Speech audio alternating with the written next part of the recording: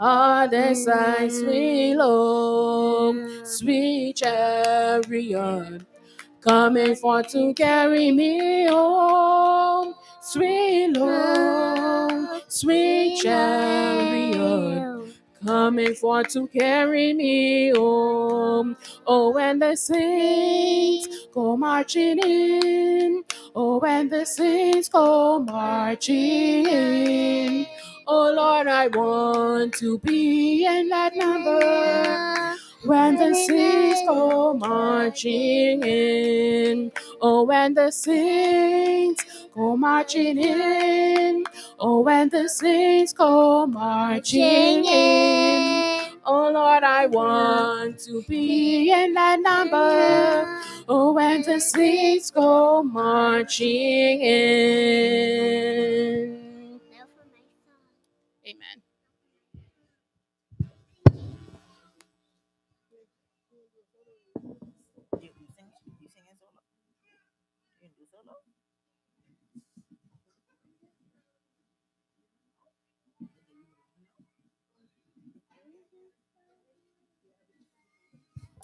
Good evening and happy Sabbath. How is everyone? I want to thank you, each and every one of you, for coming out tonight as we do our topic, our AY, sorry, on the topic of stewardship. And I would like to welcome each and every one of you tonight. And I just ask that you sit back and enjoy and just absorb the information that our presenters have for you this evening. Please stand as we do the AYM motto pledge and song.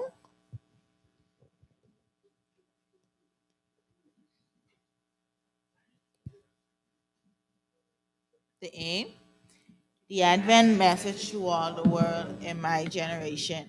The motto, for the love of Christ. The pledge, loving the Lord Jesus, I promise to take an active part in the work of the Adventist Youth Society, doing all I can to help others and to finish the work of the gospel in all the world. The song,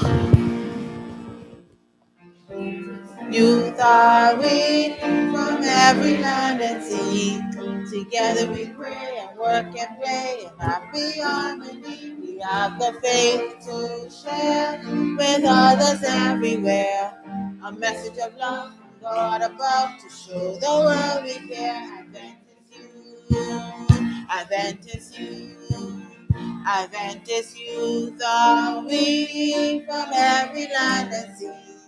Together we pray and work and play in happy harmony. We have a faith to share with others every year. A message of love from God above to show the world we care. Adventist you. Okay, you may have a seat. Our scripture reading for this evening is taken from Proverbs 10, verse 22, and it reads, "The blessings of the Lord, it maketh rich, and he added no sorrow with it." As Pastor Toot said this morning, get a life. But now I'll turn it over to Miss Cherise Rule as we get into the meat of our program this evening. Thank you, Jamie, and good evening to everyone. I am so excited and happy and thrilled that you have decided to spend this time with us. As we've been saying all day, this is Stewardship Emphasis Day, and we want to thank Jamie and her AY Council for giving us this opportunity to share with you in this way. And this evening, I am sure you will not be disappointed. We have two of our young people who will present to us this evening. Firstly, we have Brother Michael Toot Jr., and we had his father today. Wasn't that a blessing? It definitely was. And certainly, we also have our very own sister, Dr. Shakina Turnquest. I always get the name mixed up. Shakina Turnquest. And I'm so proud of both of these young people. And so, without any further ado, I will ask Elder Lennis to come and introduce our first presenter for us, and we'll go from there. Thank you very much. A pleasant evening, my brothers and sisters.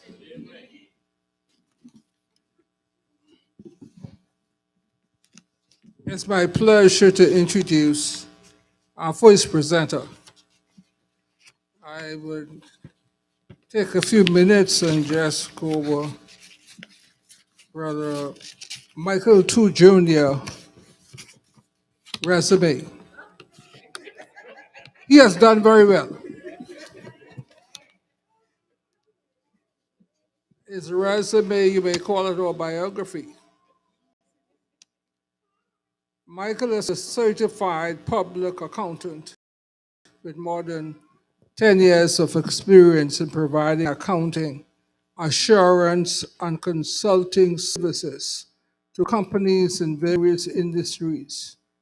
He qualified as a barrister, having been called to the bar in England and Wales, after which he was admitted as a consul and attorney at the Supreme Court of the Bahamas. Michael is a member of the Bahamas Institute of Chartered Accountants, the Bahamas Bar Association, Toastmasters Club 7178, and a past member of the Rotary Club of East Nassau. Furthermore, Michael is bilingual and fluent in both English and Spanish language. I believe we're in for a treat this evening. I was telling him I don't know of too many Bahamians who have this type of qualification, who is an attorney and a CPA. But I'm happy that Michael has that kind of qualification. So now we'll hear from Michael.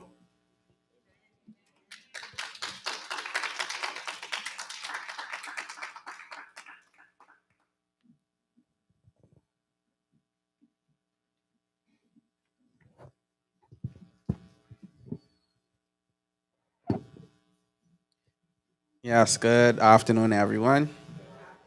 Thank you, my good elder, for those kind words of introduction.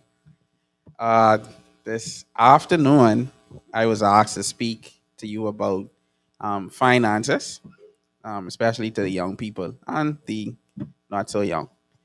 Um, I just wanted to verify how much time do I have for the whole presentation? 30 minutes. Okay, so I'll try to keep the presentation, at least my portion of it, short enough, so that we can facilitate any questions that the audience may have. Now, before I begin, I have to issue two disclaimers. But I am a past member of the Rotaract Club, not Rotary, the Rotaract Club of East Nassau. So no worries. And then, secondly, the information that I'm about to give to you should not be taken as financial advice or professional advice. So if you go there and you do something, please don't come looking for me, because I will not be there to assist you. But what I intend to do this afternoon is to um, give an account of some experiences, some personal experiences that I have had related to finances, and hopefully we can get some lessons from those. So I would like to also thank Ms. Roll for the invitation to come and speak to you all today, as well as by extension the Youth Department of New Providence. In an article published by the Tribune dated July 29, 2014, Mr. Kevin Hanno, the then Treasury Manager of the Bank of the Bahamas, is cited as saying that generally most Bahamians have less than $1,000 in their bank account. Exactly 5 years later, Eyewitness News, in an article dated July 29, 2019, cited Mr. John Roll, governor of the central bank, as having said that with average savings among residents in the Bahamas remaining low, Bahamians continue to borrow from financial institutions rather than save. And he also reiterated the point that some Bahamians have, really it's most Bahamians, have less than $1,000 in their bank accounts. And so with statements like those, we see the relevance of seminars and programs similar to the one that we find ourselves in today. I had some slides, but just to facilitate speeding the program along, we'll work without those. So basically, there are three limbs or 3 points that I would like to touch on when it comes to money. The first is we have to save money. The second is we have to learn to invest our money. And then thirdly, we should give, right? You're not just amassing all of this money, or at least I would hope that we're not just amassing all of this money just to be selfish and keep it all to ourselves. So that basically, those three line items basically sum up my presentation, but we'll go into those in a bit of detail. So Proverbs 21 verse 20. Can somebody find Proverbs 21 verse 20, please? And as soon as you find it, please read it out loud. So the first person to find Proverbs 21 verse 20.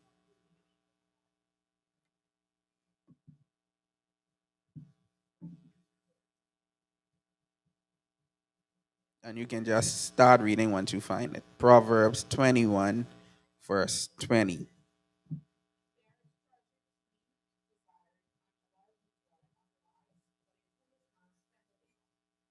Thank you. So, what are savings? Can somebody just raise their hand and tell me what is their belief? What do they think savings are? Yes?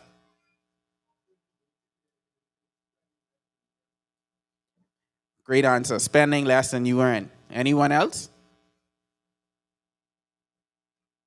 Okay. Great. So, all of those answers are appropriate. Savings, basically, and my definition is that savings is basically a function of your income and expenses. So it's really a calculation. Simply put, as was stated before, it is what is left after you have paid your bills and your expenses for the period. And it is also known as disposable personal income.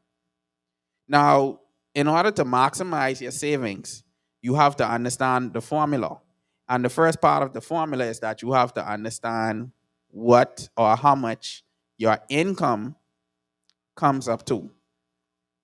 And then, secondly, you have to understand what amounts create your expenses.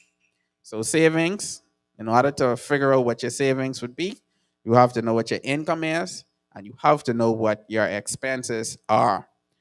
Anyone here knows about Dave Ramsey? Dave Ramsey, he has a quote, and his quote says that your most powerful wealth building tool is your income. That's very important. Your most powerful wealth building tool is your income, not the mortgage that you go to the bank and get. Because we have a lot of people nowadays, everybody is on this big vibe about, going to the bank, getting a mortgage so they can fill up and do whatever they want to do with the money. That's not your money. And when you take that out, now you actually have to pay the bank back for the rest of your life in a lot of cases. People die and people die and their children now trying to pay this mortgage that they took out. It has its purpose. I'm not saying it doesn't have a purpose. It has its purpose, but we have to be responsible.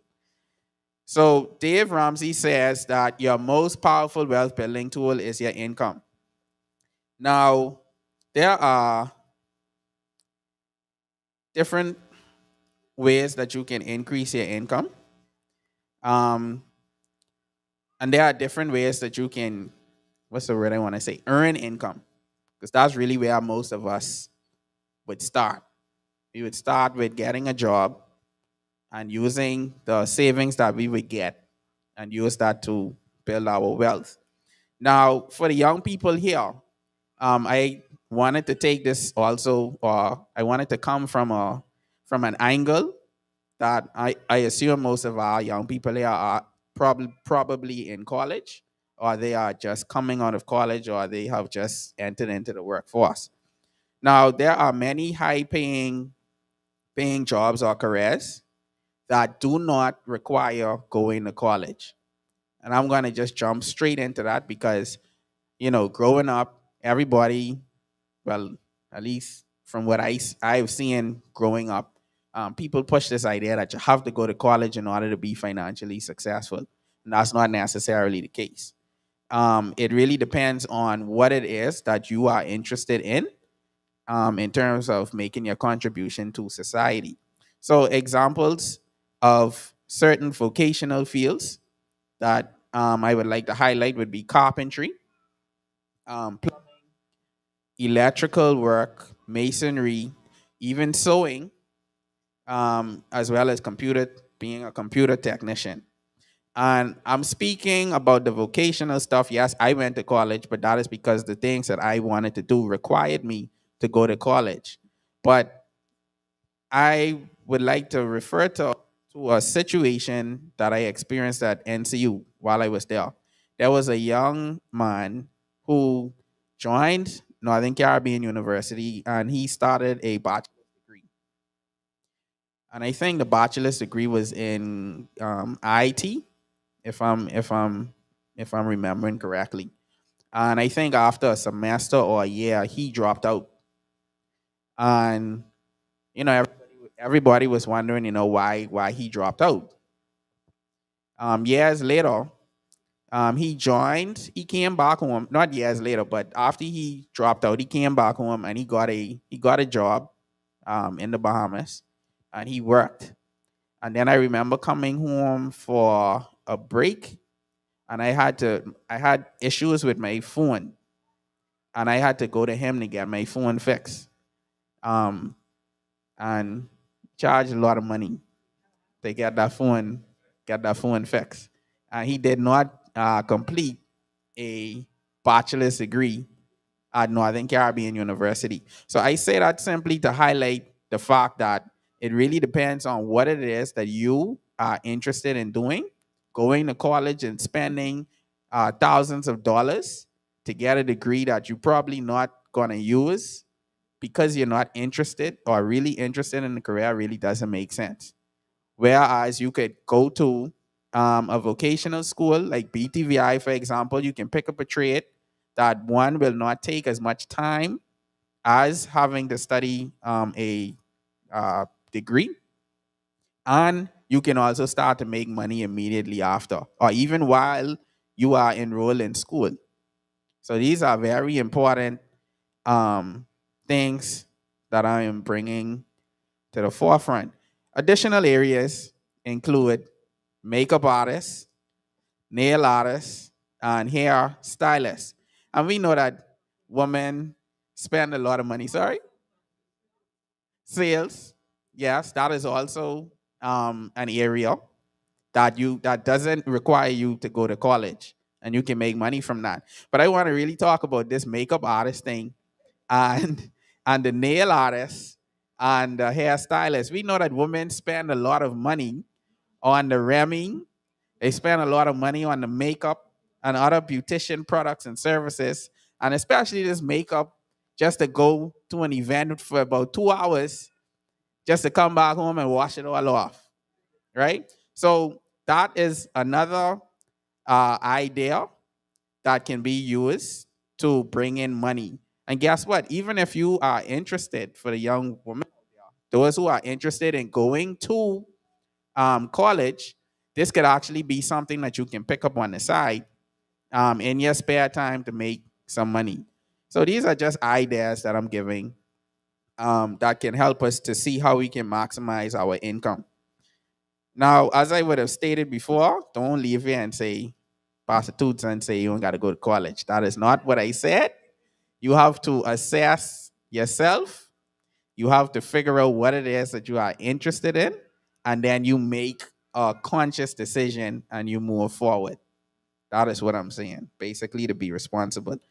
I have a number of other verses here, but we'll just read Proverbs 21, verse 5. Can somebody find Proverbs 21, verse 5, please?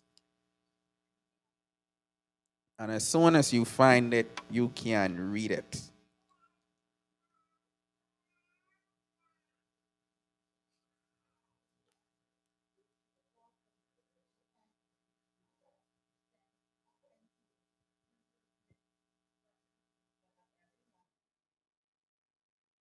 Right.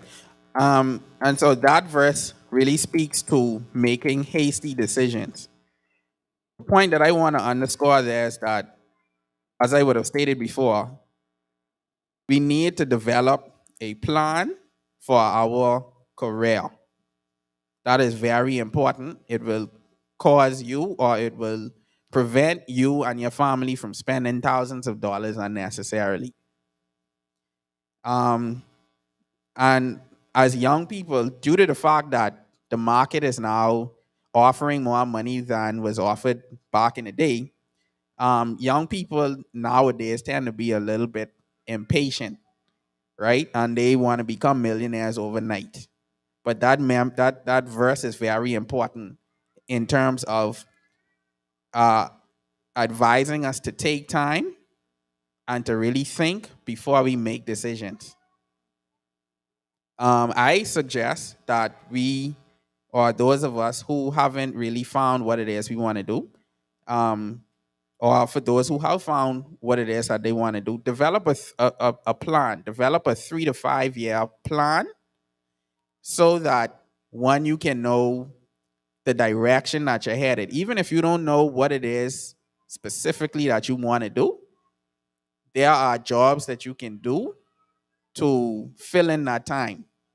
And that is time that you can actually be making money that really could put you in a better position to pursue the thing it is that you really want to pursue when you figure it out. So that is another very important point. Um, and as I said, I'm just moving because I'm really trying to get to the end. The next thing that I wanted to talk about before we get to the expenses, we just finished talking about income and ways to make income or get money. But you can't talk about money without talking about the spiritual obligation to return your tithes and offering. I'll just quote these. I'll just give you the references for these verses. You can find these when you go home.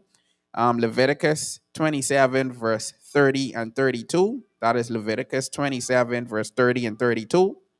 And Malachi chapter 3, verses 8 to 11. That's Malachi chapter 3, verses 8 to 11.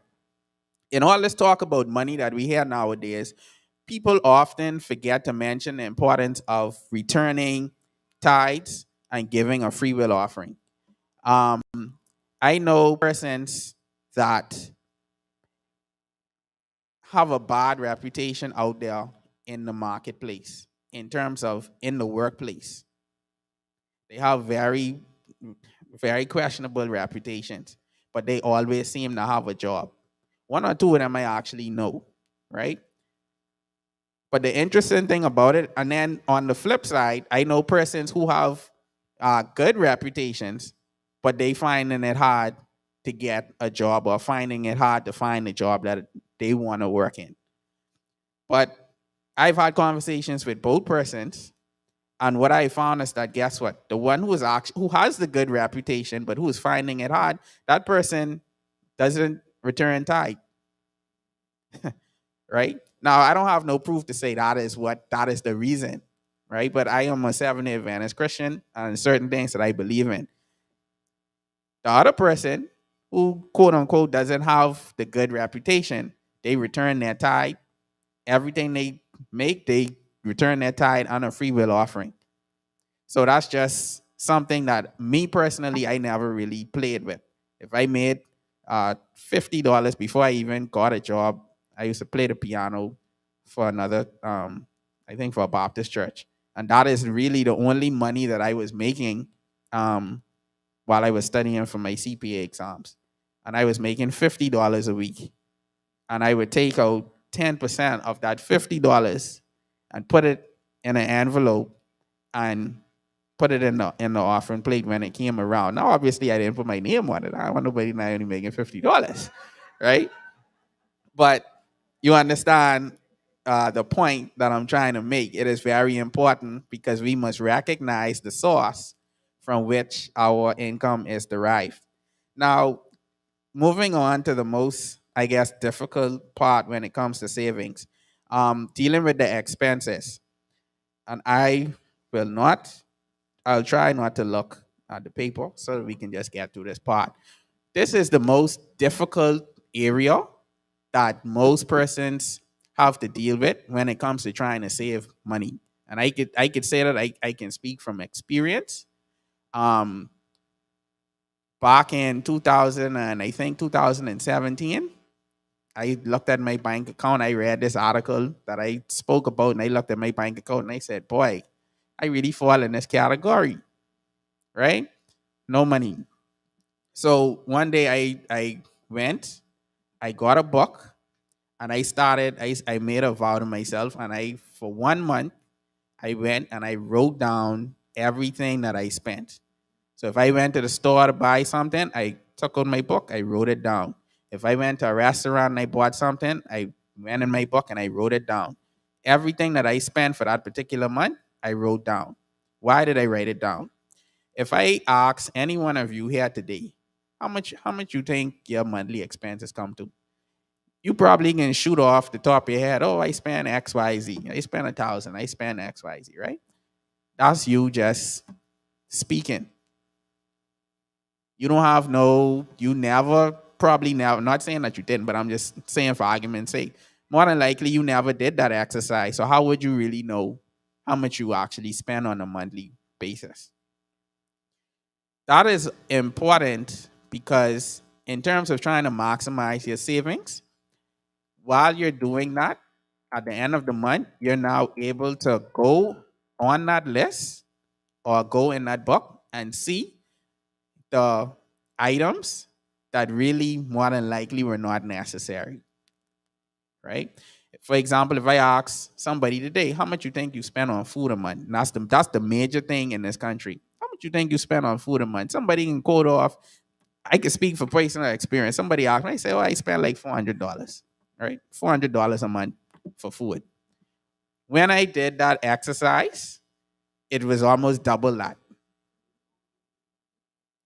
That's just to give you some understanding of why it's so important to write these things down. You think you went to the grocery store and you spent $100 and now you have grocery at home. But what happened to the days now when you don't feel like cooking and you went out there to Wendy's, you went to the breakfast stand to go buy breakfast. Breakfast nowadays, I don't know what happened to the 99-cent breakfast.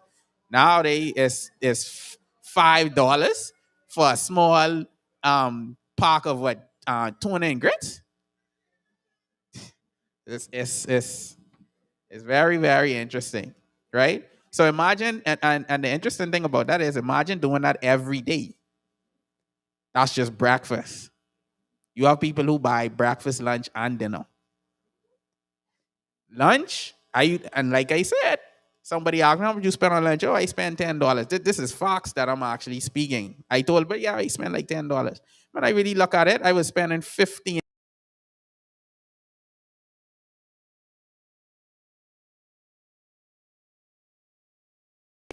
I looked at, okay, I understand why I fall in this category with these people who don't got no money in their bank account.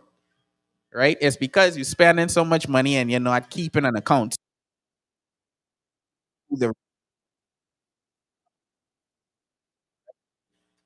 And also important to notice that just drafting a budget is not sufficient. A budget doesn't mean anything if you're not implementing. You can sit down and analyze all day, but if you're not implementing it, if you're not uh, exercising the necessary discipline to refrain from spending excessively, you just wasted time.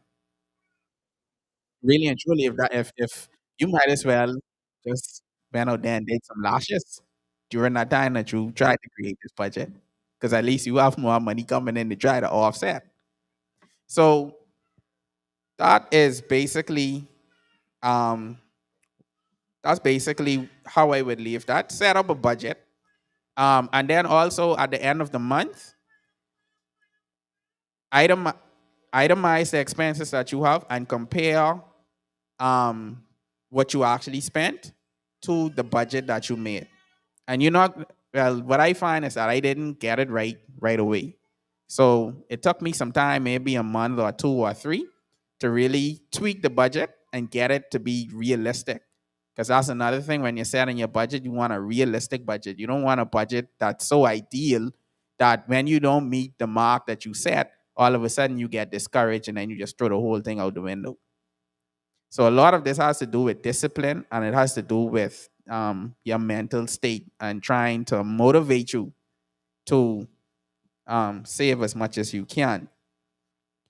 And that basically sums it up. With the investment part of it, I recommend that you reach out to someone from a financial institution. We have various financial institutions in the country that speak to, for example, mutual funds, speak to ownership in various companies. You can also speak to a representative from your local bank dealing with a mortgage and that sort of stuff. As it pertains to the mortgage, I have certain, personally, and as I said, I'm speaking from personal experiences. If you get a mortgage, and this isn't going to apply to everybody's situation because everybody is in different financial brackets. Some people don't have as much as others. But I would say this: before you put yourself in that situation to get that mortgage, understand that a deposit is going to be required. A lot of people, they save up. Just let's say, for example, they have to put 10%, and let's say that 10% is 20,000. A lot of persons, they save up this 20,000 and they go to the bank and they give the bank the 20,000 just to get over $200,000 worth of debt. Now you don't have no savings, and now you have to pay the bank back for the rest of the loan period. So I'm not saying not to get it, but I'm saying that if you're going to get it, understand what is it that you need to come up with. You need to understand the requirements. I need to understand how you are going to be affected after you would have given them this deposit. And the last thing that I wanted to touch on was giving. In my budget, in my personal budget, I budget a certain amount of money just to give to persons in need. It's not a lot of money because regardless of what y'all think, I don't make a lot of money, right? But I set up a certain portion.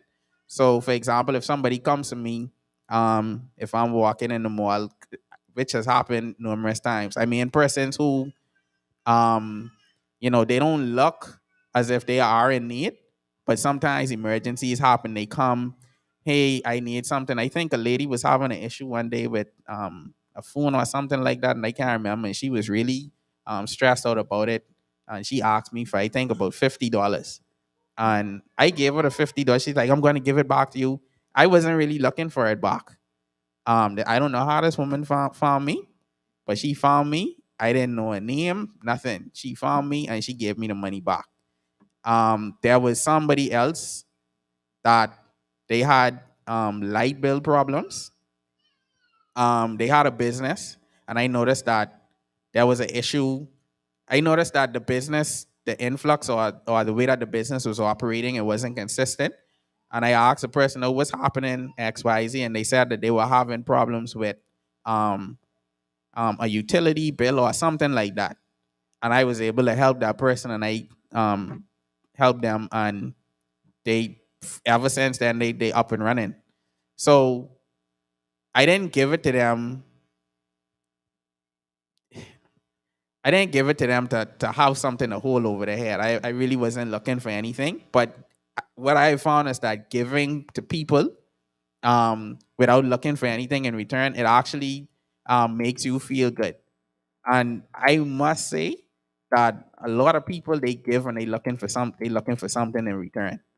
And I really would like to suggest us that we really, if you cannot afford to give it, then I really don't recommend lending it, right? Because at the same time, while you are trying to be a Christian and you're trying to help them, you also have to be responsible. So that's basically everything that I had to say in a nutshell. So if anybody else or if anyone has any questions, you can feel free to ask.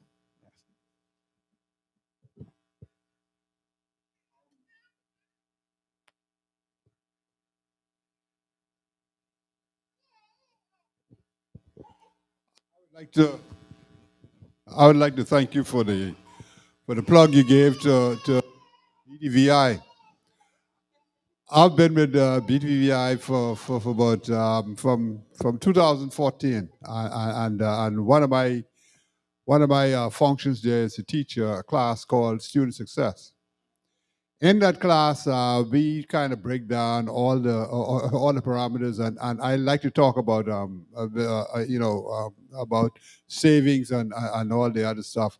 And in my class, I don't think any other class does that, but in my class, by being a Seventh-day Adventist and knowing how tithing affects life, I always encourage my students to return a tithe and a faithful offering to the Lord. Some persons say to me, well, I ain't give my money to no pastor. So I say to them, look, take the money and give it to someone in need without looking for something back in return. And I tell them that is the best investment you could make. Get into an investment program with the Lord by returning your tithe, right? And so, and like you say, I've been trying to get students to come to BDVI. Some want to go to UB to study information system. I say to them, come to BDVI. Why? We've got a program, a 2-year program that talks about information technology. Embedded in that is about 5 international certifications. I tell them now the certification is key. You could have a master's degree in information system. When you sit down with this employer, he wants to know, what are you certified for? Because when you're certified, that means you have a working knowledge. You are somewhat of an expert in that area. And he knows you can hit the ground running.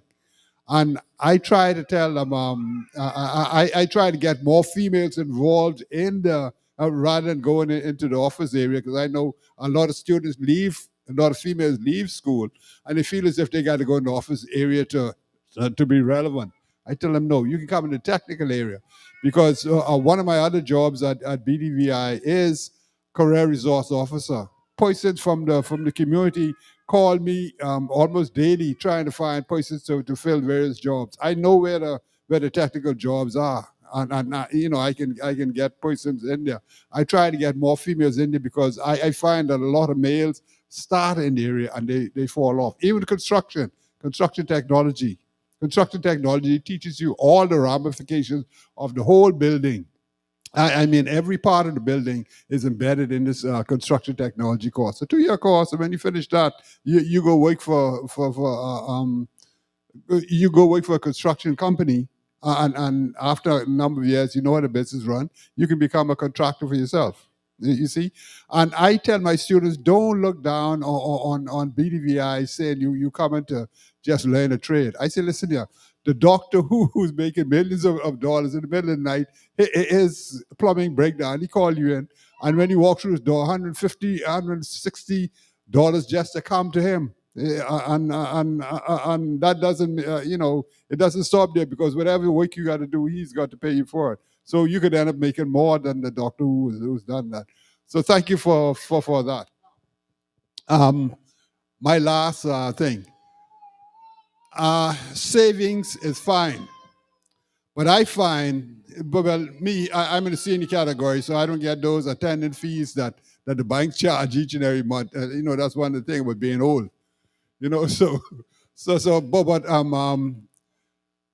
when you deposit money in the bank, the fees and stuff kind of eat away from it.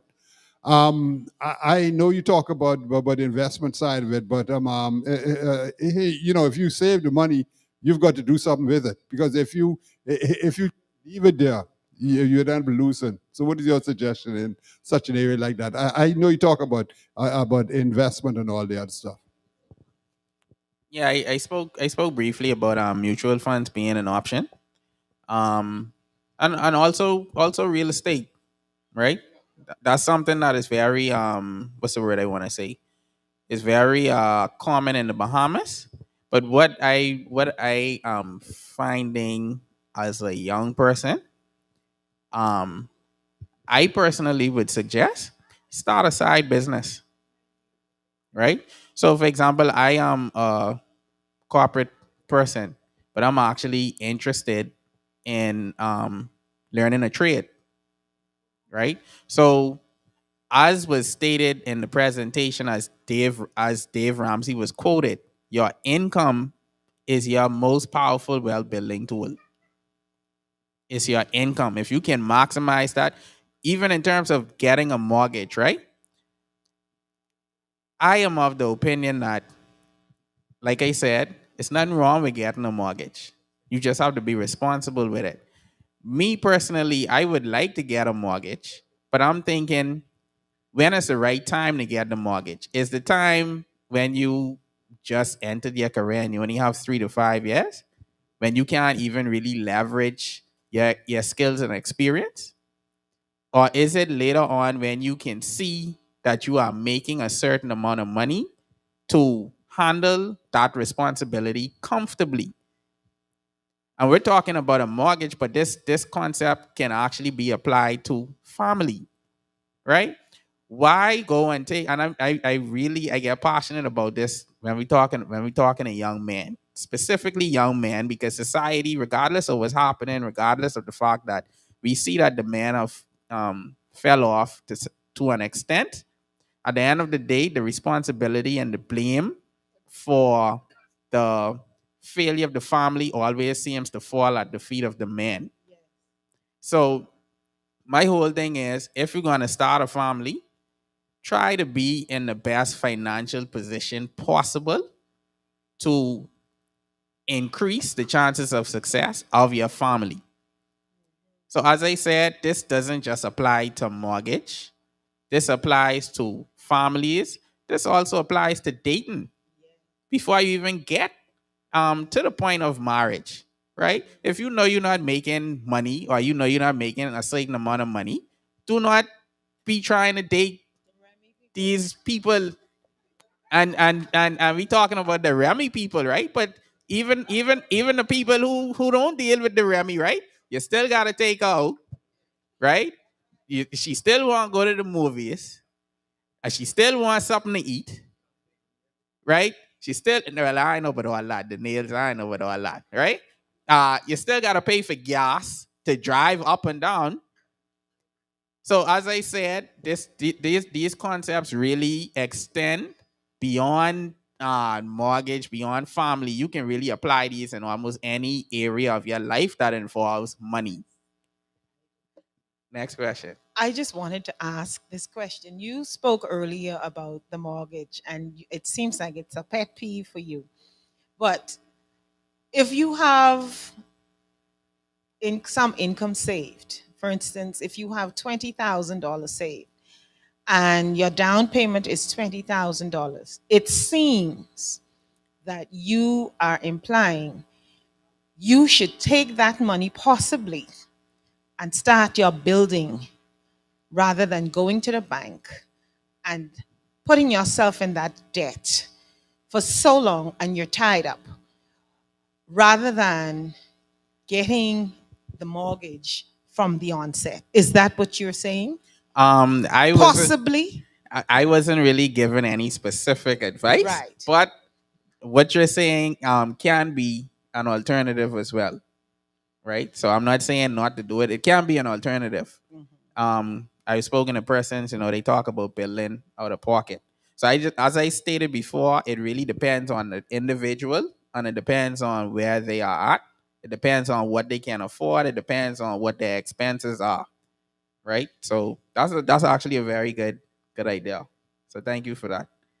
Because as you would have stated, you could start the bill, get it up to a certain point, and then once there isn't really much to finish, or if you at least, the point is you would have already made progress, right?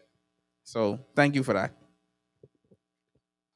As a people, I think we need to learn more money management. We make the money, but as you rightly said, we don't save it. I think it was Sir Franklin Wilson who said that if you were to take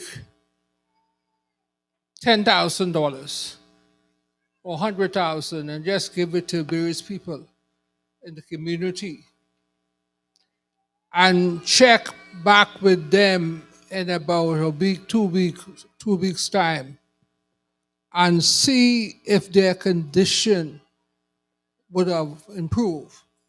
So you'll be surprised that their condition, in some cases, have gotten worse. They haven't learned money management. They haven't learned how to be frugal in their spending. I think I speak to the young people in particular in the Bahamas. The 85% of the population is subservient to the 15%. And I think the younger people more and more, I think, have to start to change that. We still have the Kellys, the John Bulls, and all the other places. I mean, we still have to go there. The food stores, the super values, and all like that too. Why can't we? Why can't we do something like that? Why can't we own these big businesses and stuff like that? It's just the mindset. You have to, we believe that we just have to go, the guy that we have to run to the white guy or run to the Chinese or whatever. We could do it ourselves, and we don't have to be subservient to these people. And it start by saving. If you look at the lifestyle of these persons, I'm talking about the Caucasians and the Chinese people. They save every penny they could save. They don't spend money recklessly. They save money, and I think if you do the same thing one day, and if you pool your resources, you have to start to trust one another. Pool your resources. Then you can start owning some of these big businesses also. But it starts by pooling your saving and pooling your resources. Thank you. Right, Miss Rowland. I think somebody in the back had a no. You had your hand up earlier. No. Okay. Yeah, one of the things that I found helpful for me was to treat savings as a fixed expense. And also, how you have bank deductions, and you treat it as a fixed expense, have it going somewhere specifically. And like I said, and as you've indicated, there are a number of options that you can utilize to save. Some of you may be working for institutions where they offer pensions, for example, and those institutions may allow you as an individual to save up to about 10% of your income towards your pension. Some people would say that, no, I'm not saving anything, let the company pay the money. But I can tell you from experience, that is an easy, effective, and good way to save money. And so you will add that to what the company would already have paid into the fund for you. That's just one example. And, there are a couple other things that I've done personally that I've found to be very profitable. But one of those things is treating your savings as a fixed expense. And that way you will be consistently saving and not just putting it in the bank, but putting it somewhere where that money will grow. And like I said, when you do, like, for example, the pension thing, that money is invested. And so you get interest on that more than you would get typically at a bank. Thank you. And so, one other point before I close, before I leave the podium, um, it's very important that we learn to also be content. That is extremely important. A lot of us, most of us, myself included, you we'll be content, and then when we see the next person get something, all of a sudden we think we need that. We see somebody else get something, all of a sudden we think we need that. You don't got the money to get it, so how you plan to get it? You go to the bank. Go to the bank and you borrow. I give you one last example. I just finished with law school the other day, dealt with all those expenses finally and all of that, right? So I said, okay, I need to take a year to catch myself. That is what I started off. I started saying that when I finished dealing with my legal expenses, law school expenses. Visited one of my friends, haven't seen this person in so long. He hit me up. He say, hey, we need to catch up.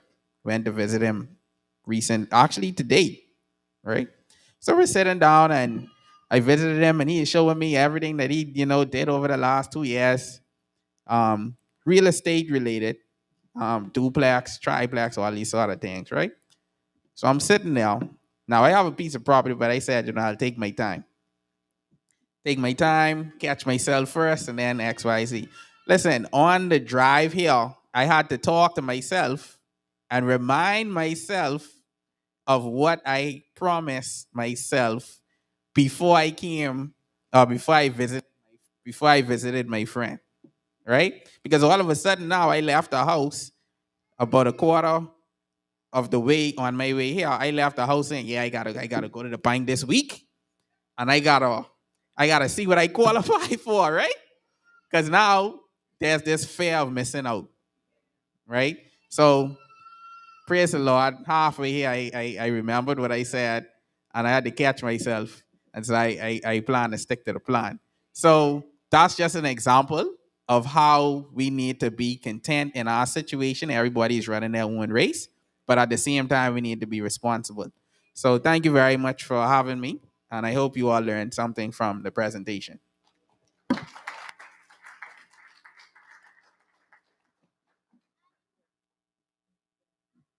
Thank you very much, Brother Toot, for sharing with us, and I'm sure we benefited from your words of advice and encouragement. I just ask you to stick with us a little longer as we have our second presenter, and that is Dr. Shakina Turnquest, who attended Bahamas Academy and later graduated valedictorian at NGM Major High School in Long Island. She then moved on to the College of the Bahamas, now University, where she majored in biochemistry. She completed her studies at the University of the West Indies, Mona Campus, Kingston, Jamaica, and obtained a doctorate of dental surgery degree. She currently is employed at the Faith Dental Center as a registered licensed dental surgeon, providing care for those in need. Her favorite Bible verse is Philippians 4:13. I can do all things through Christ who strengthens me. She truly believes that with God, all things are possible. Let us put our hands together as we welcome Dr. Shakina Turnquest.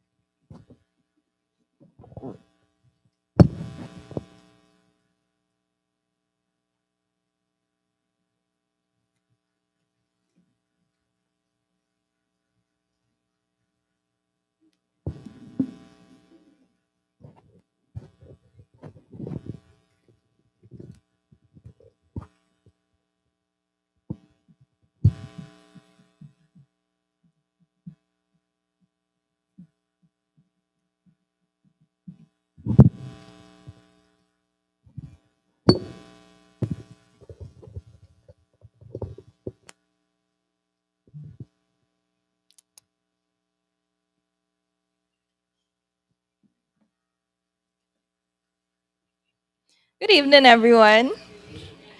It's such a pleasure to be here tonight. Thank you, Sister Rule, for your introduction. And thank you, everyone, for staying behind because I know the night is already spent. Would you guys like to stand up and stretch a bit? Because I know when I got up just now, I just felt so relieved.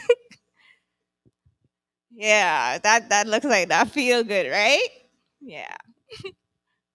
All right, good. All right, so tonight I just want to thank my friends again for coming out to support. I wouldn't go into names because I know, boy, I could get in trouble. But tonight we'll be talking about the importance of oral hygiene in keeping with stewardship. So, what exactly is oral hygiene? It's basically the practice of keeping your teeth free from decay and other mouth structures free from infection. And good oral hygiene is necessary for prevention of dental caries or cavities, we'll call it, and disease, bad breath, which is also known as halitosis, and other dental problems. So you want to keep your teeth white so that, like, when you get much older, you could be able to chew, eat, smile, and do other functions, right? So I know a lot of people always throw around this term of gingivitis versus periodontitis, and you may be wondering what exactly this is. So now I'll be able to explain it to you so that when you talk to other people, you could tell them too. Gingivitis, itis at the end, basically means inflammation of the gums, which causes a lot of bleeding.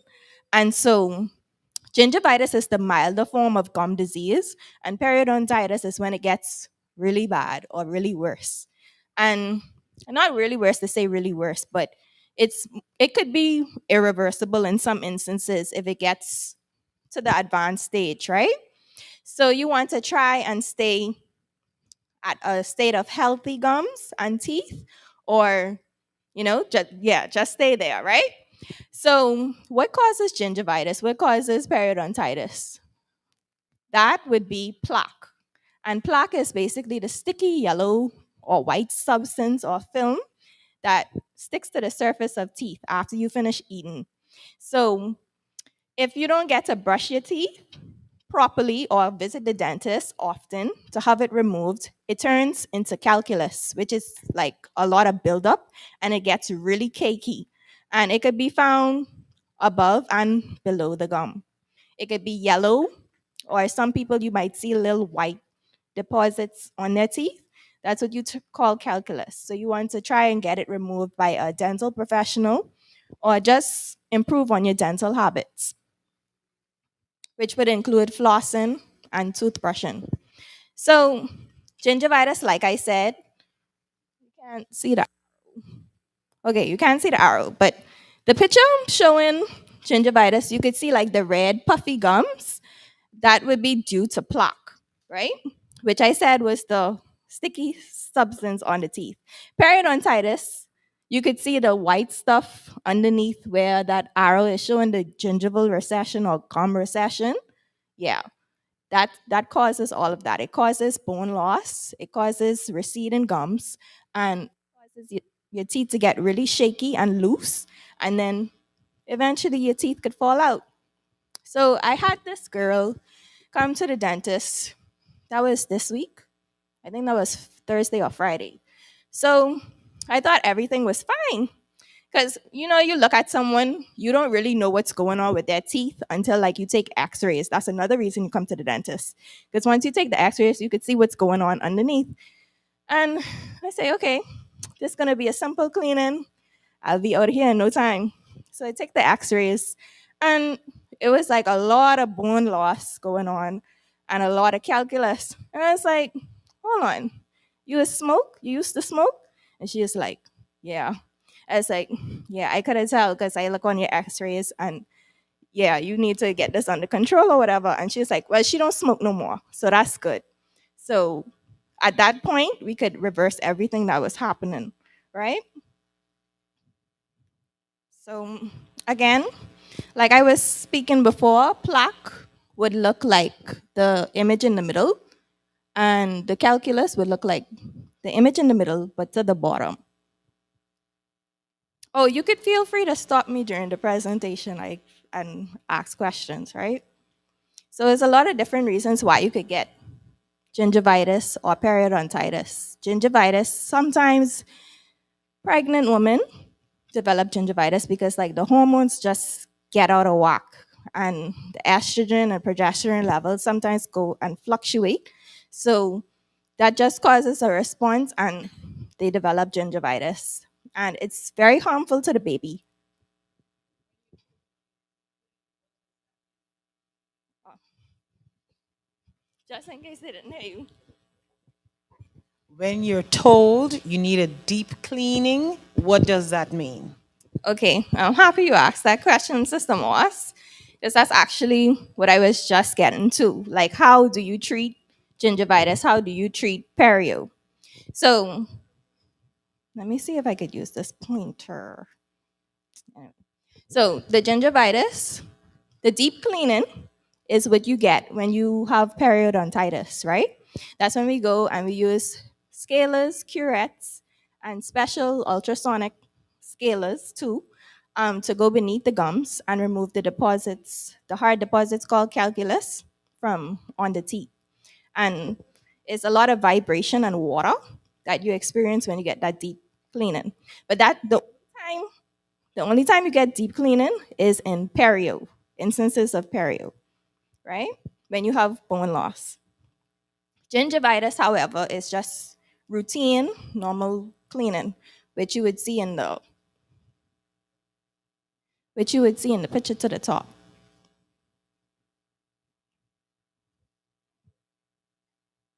Well, that's not working.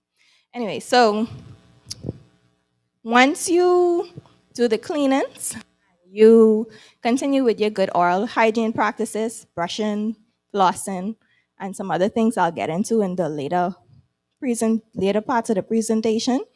What is going on right there to the left is not going to be seen anymore once we get it under control. So perio, which like a lot of persons would have, some persons would need dentures. And in our practice, we recommend a specific type of denture called a valplast. And the valplast is like a flexi denture, and it's much better than the regular dentures, which have like the clasp and snap onto the tooth. And it's easier to use and easier to clean and everything. So that would be the picture in the middle, right? And if you lose teeth, that could also be replaced as well by you getting implants, which is like a screw in the bone. I know it sounds a bit aggressive, but it's not as bad as it sounds. It's a screw and then you put a cap on top of it, right?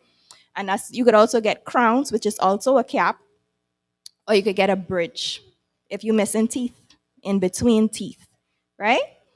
So implants, bridges, and dentures. And we know that we don't want to get to the state of periodontitis because, like I said, it's irreversible. Once you lose bone, you can't get bone back. I know my dad was telling me about some ongoing thing they have with people trying to get bone back and all of this stuff, but I don't know about that. But bone, you could do bone grafting, yes. And I guess that's Sister Roll, that's what you was just gonna ask me. Oh, okay, go ahead. Oh, yes. I think you were speaking about cleaning, and I was wondering how often should one have their teeth cleaned? Okay, I was just getting into that too. So, regular cleanings, like most of children, adolescents, and some older people, cleaning is every 6 months, right? And if you have periodontal disease, it's every 3 months, 3 to 4 months. And then at some point, after that 3 to 4 months, you go back to 6 months. Once you take off all those calculus and that debris from underneath the gums, right? Okay, you spoke about replacing teeth. For persons who have teeth missing, does it shift? I think it does, but I'm not sure. Does it shift your facial structure?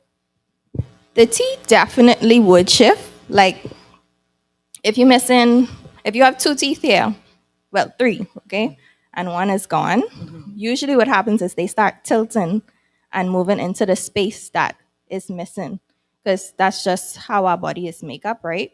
But what we usually recommend is that as soon as you lose that tooth, you try to fill that space so that that doesn't happen. When you lose all your teeth or majority of your teeth, you end up with this thing they call mash. Some people, in our term, they say mash mouth, and that's true because your whole facial profile starts to change when you lose so much teeth, and that's why we recommend dentures, because once you put the dentures in, it wouldn't look like that anymore. So yes, to answer your question, teeth does drift.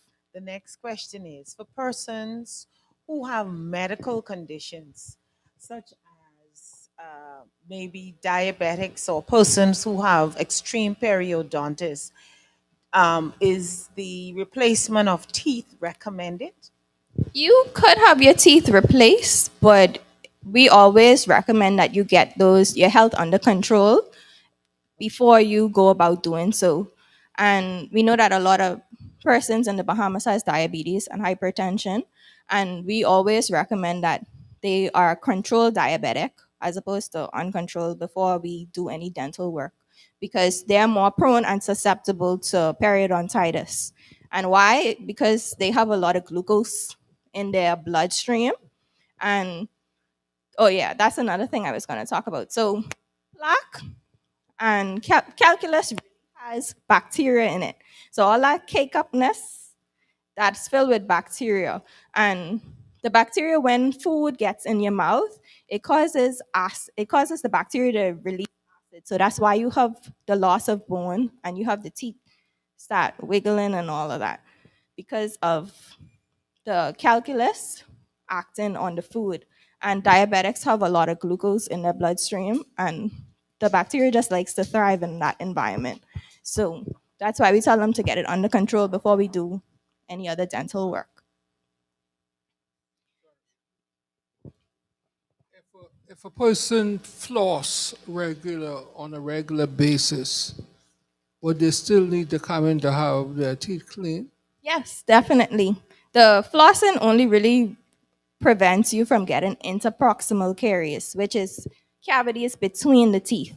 And that was something I was going to talk about as well, that I'll show you on one of the slides. Don't worry, I'm wrapping up soon, okay? But yes, flossing helps with removing all the calculus and the plaque, but you still need to come in for your dental cleanings.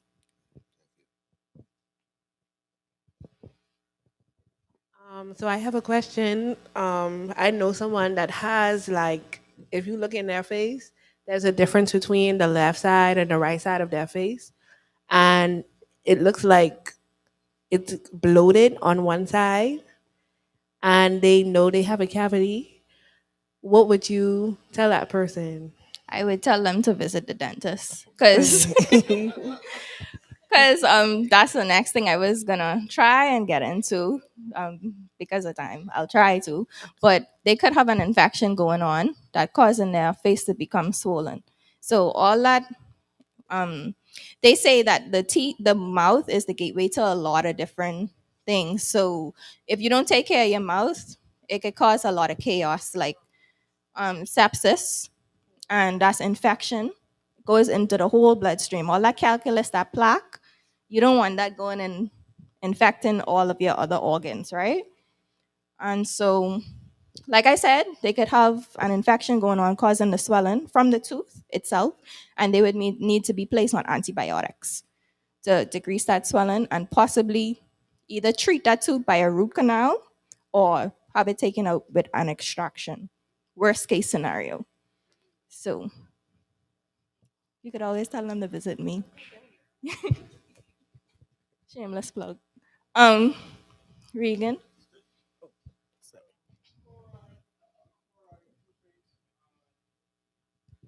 Fluoride and non-fluoride toothpaste versus charcoal toothpaste.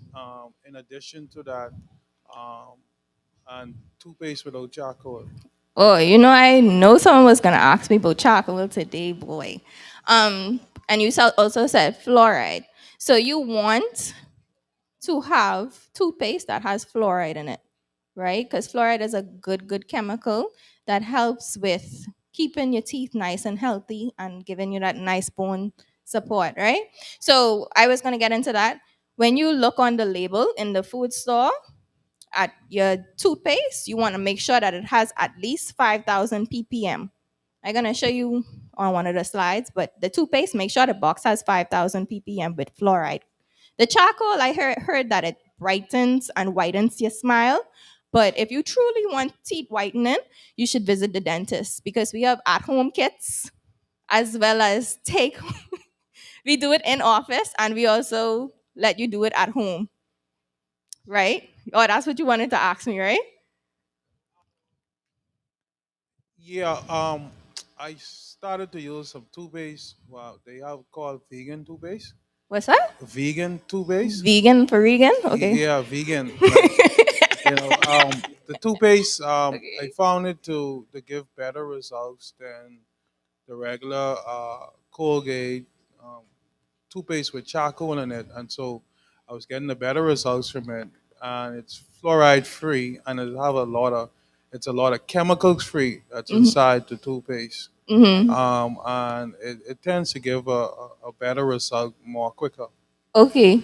I mean, that sounds like a personal preference thing, but I would always recommend having a toothpaste that has fluoride in it because fluoride helps prevent cavities and caries. So probably if you could mix it up, have some sometimes, and or use a fluoride containing mouth rinse, that would be good because you want to prevent cavities from happening in your mouth. Hi, Tash. Hi, good night. All right, so for many years I've been using Colgate. I'm a fan of Colgate, down to the toothbrush. I know, yeah. And so for some time ago, I recently came across this information that the toothpaste itself actually has in fine writing that it should not be swallowed. If swallowed, contact a physician. And I know many children would possibly take the toothpaste and swallow it because it may be sweet and so forth. And it wasn't until the other day I realized this. Now, personally, I don't swallow. But I think a lot of persons probably don't know this vital information. And if you do swallow it and it's a certain amount, you gotta contact a physician. Right. Thank you for sharing that, Taj. Do not swallow your toothpaste. That is not meant to be swallowed. And children and adults, there's a certain size of toothpaste that you should be brushing your teeth with. So for babies 0 to 3, it's like a smell, like literally a smell or a rice grain. You know how small is a rice grain, right? That's how much toothpaste a baby's supposed to be getting. And toddlers, right? They should be getting a pea size amount. Y'all know the size of a pea tube? That's how much they get amount. And for us, is like more than that, a little more than that. Not too much. Not too much. I wish I could have show y'all a picture of it, but yeah. Okay. Yes. Elder Roll. Yes. Question, Dr. Shekina. What can be done to prevent teeth from staining? Okay. So I have a lot of persons who come in with teeth stains. I love dealing with those clients because it's very therapeutic to remove them for me. But that's basically a regular cleaning. Like we have the Cabotron I was telling you about. It removes the stains from the teeth as well as a special material called pumice. It's like greeny and it's like almost like a toothpaste but not a toothpaste that helps to brush away all of the stains. What can you do?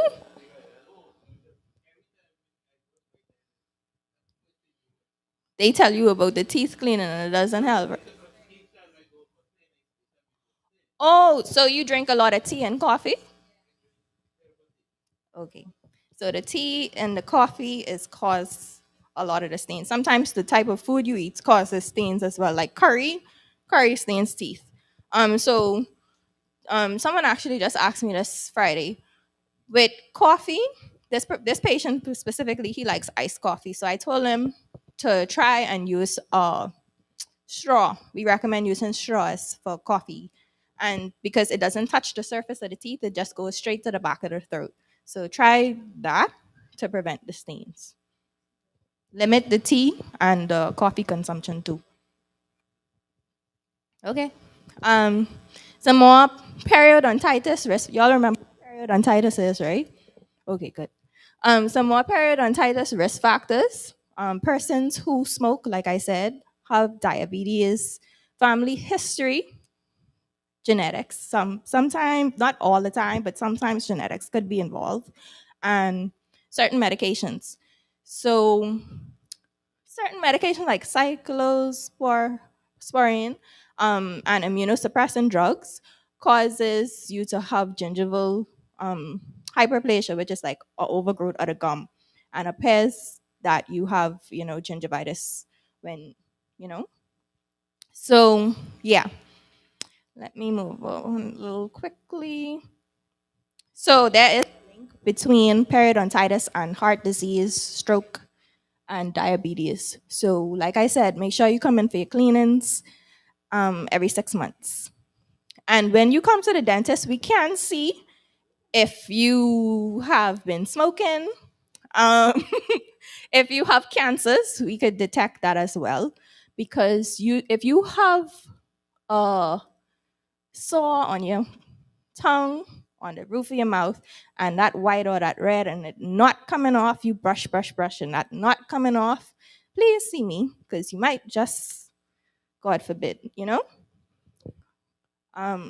So yeah, anything with these warning signs you want to be aware of and try to see a dentist or a medical physician. So there are benefits to maintaining your dental hygiene. Of course, you'll have a better smile, right? Healthy lungs, gums. It lowers the risk of developing cancer and the things that I listed before. And your need for getting crowns, fillings, implants, all those expensive stuff. If you just, prevention is better than cure. So if you do your due diligence, you wouldn't need to, you know, spend so much money. Or if you're already there, then try to treat it so that you wouldn't have to spend more money than necessary so the condition doesn't get worse. So some 10 tips, we're going to go through them very quickly and wrap up. So the interproximal caries, Brother Lenny was asking me about, would be the ones with the arrows. So you want to avoid that because that definitely would need a filling. And someone came to the dentist, I was seeing them, and I took a radiograph of their teeth, and she wanted braces done. And so I said, okay, you can't get braces unless all your teeth are, A-OK, right? And so not until she left, I looked back at the x-rays, I was like, hold on.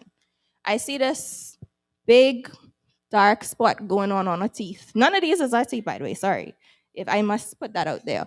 But she had irreversible pulpitis, we call it. And that was very extensive decay into her pulp. See that red thing right there?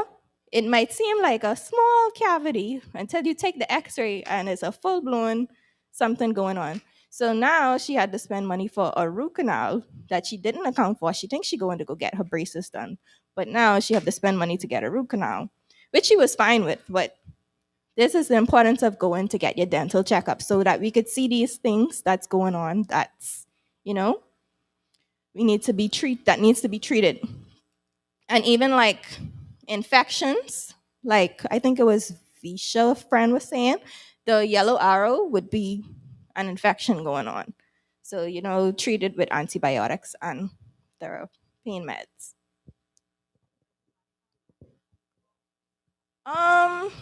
It's not really, because yes and no, but it could be treated. Yeah, it could be treated. So just know that everything could be treated, no matter, the state of your dental condition. If it's perio, it could be treated. If it's gingivitis, it could be treated. Yeah, we could fix that. That's why we have treatment plans. Retainers.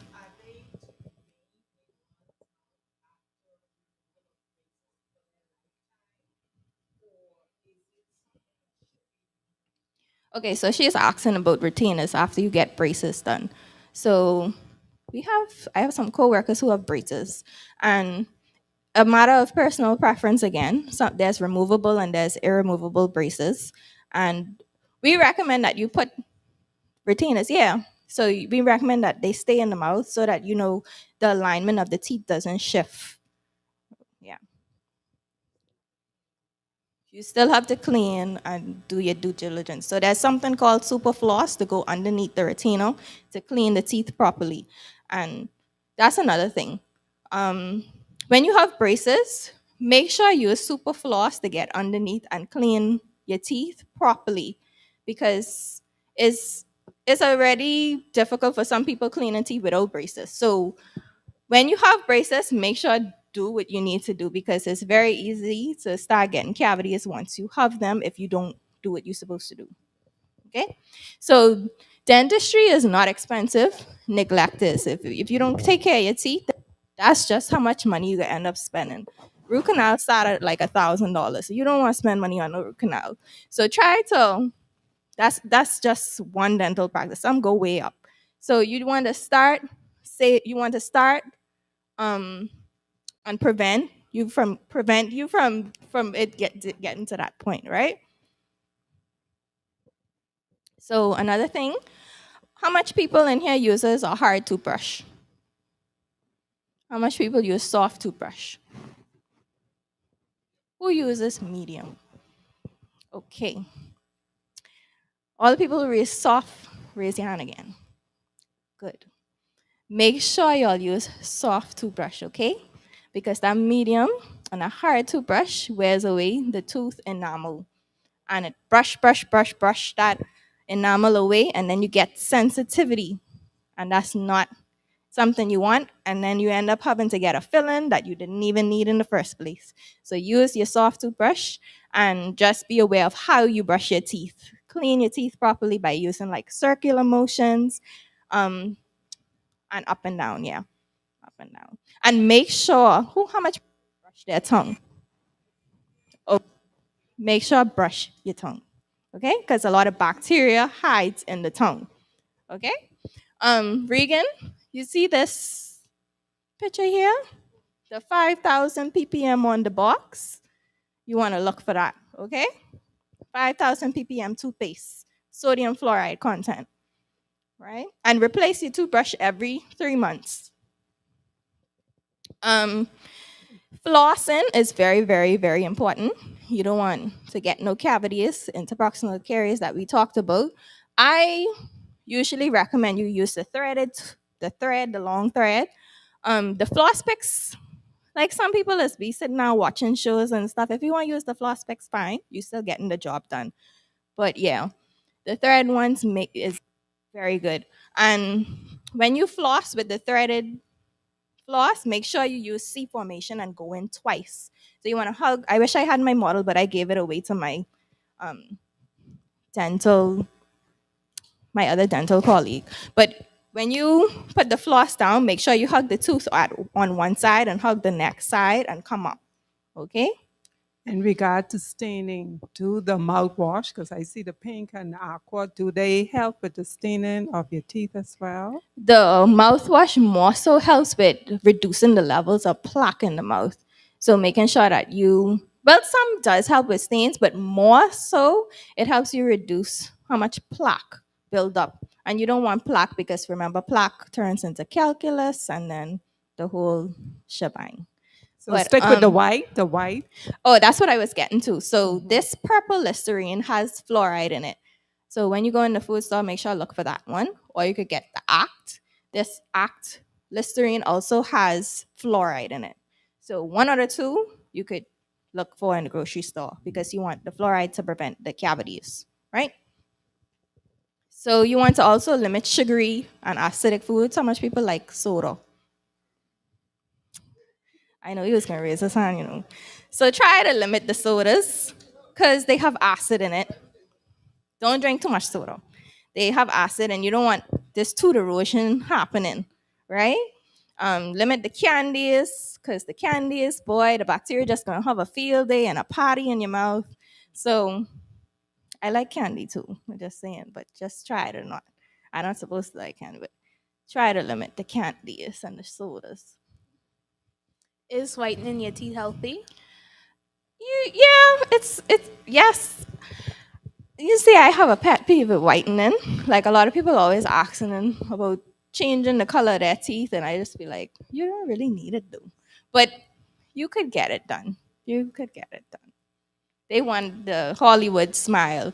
One thing that we do recommend, I recommend composite veneers instead of that shaving down all your tooth structure with regular veneers. I don't recommend that.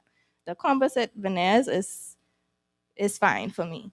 That's like a little thin strip of filling material over the surface of the tooth. That's good.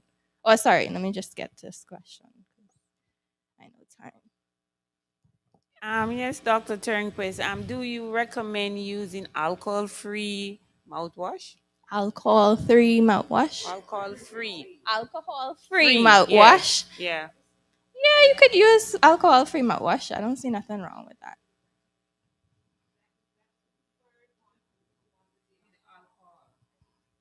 Oh, I recommend the Listerine and the Axe. So, yeah, you could. I know Listerine has alcohol. I think the alcohol one would be better, to tell you the truth. But like I say, some things is personal preference too. So it all depends on you.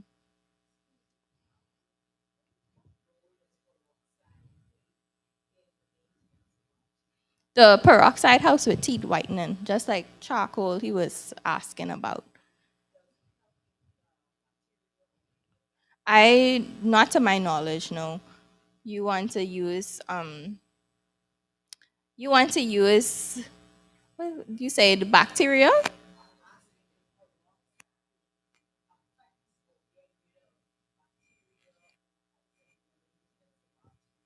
It helps more so with the whitening.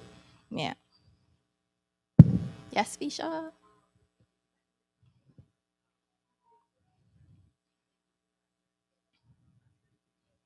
Yeah. So some bad habits. How much people like biting bone from KFC and all them Popeyes and oh boy. You see, that's not a good habit to have. Because biting bone could cause your tooth to fracture and split down the middle. And there's some cases where you could treat that, and some cases where you can't treat that. Crowns start at almost $500-$600. You don't want to spend all that money to fix no tooth that because of no bone, what the dog's supposed to be eating. I used to like eating bone too, but no bones. Right. Um, tongue sucking, thumb sucking. We don't want babies doing that because that causes a misalignment going on. So if you see a baby sucking their thumb and you think it's cute, try to get them to break that habit ASAP, okay? So any more questions? I try to answer as much questions as possible during the presentation because I know. Okay, we're gonna take our final 3 or so questions. If y'all have any more questions that y'all don't want to ask in front of everybody, y'all could always ask me too. I'm fine with that. I know that some cavities are formed under the gum, right? Or under the teeth. How does that happen and how do we prevent that? So we call that root caries. Um, I had a special case the other day. This lady, she was undergoing chemotherapy. And sadly, because of the radiation, she got radiation induced caries or a cavity that formed underneath the gum, which could be treated. But yeah, it could be caused by radiation, and it could be caused by the calculus going underneath the gums and never being removed. So that's why it's important to come and see the dentist. Sister Haisley has a question pertaining to the use of pacifiers. Yeah, if that. The children mode. I really think there should be something about this pacifier business. I Yeah, you don't have to. They don't have to. Agree with you. They That's don't like need to be sucking sucking thunder. no pacifier, but it's better. Yeah, all of that. Yeah. All right. No more questions. Okay. So I just want to thank you all for listening and thank you for your participation. Any questions? Feel free to ask me.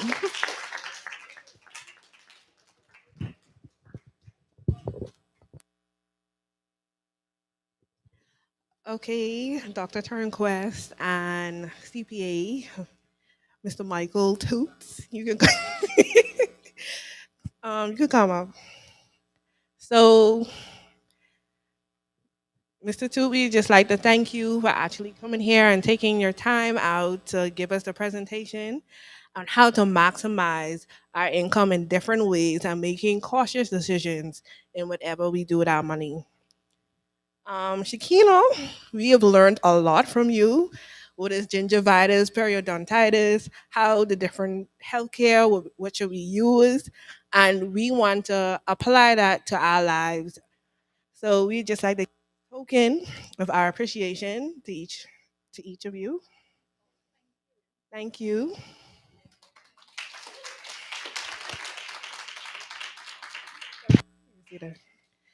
Okay, now we'll form a circle and sing side by side quickly,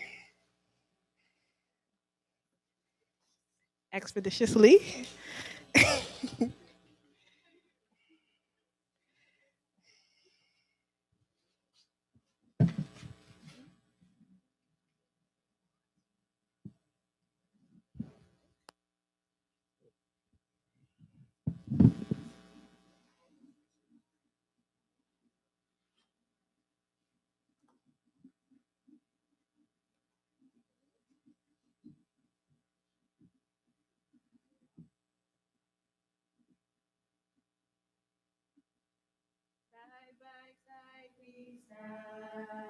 Awaiting God's command, worshiping the saving King, living by His grace and moving on in faith. Jesus Himself will see us through. Why don't you meet me in heaven? We'll join hands together. Meet me at the Savior's side. I'll meet you in heaven. We'll sing songs together. Brothers and sisters, I'll be there.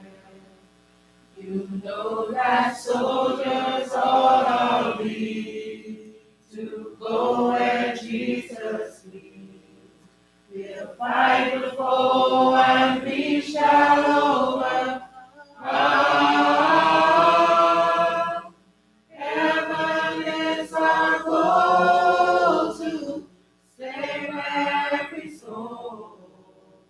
Pray that we all will be there. Why don't you meet me in heaven? We'll join hands together. Meet me at the Savior's side. I'll meet you in heaven. We'll sing songs together. Brothers and sisters, I'll be there. So let us pray that we all will be there. Pray. Father in heaven, we are thankful for the time to spend this afternoon, the information that we have heard. I pray, O Lord, that we will apply those virtues. I pray that, Father, that you will be with us, O God. We think of the text in 3 John, verse 2 that says, Beloved, I wish above all things that thou mayest prosper and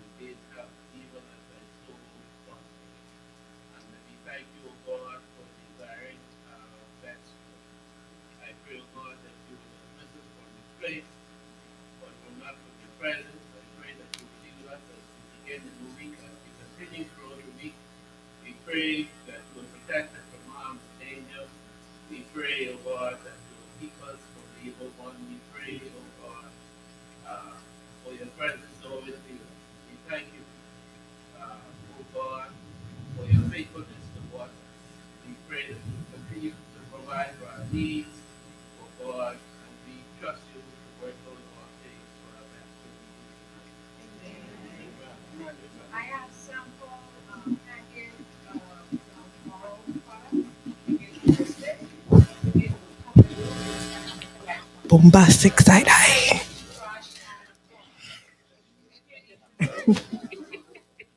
Creamy, no offensive side eye. Bombastic side eye.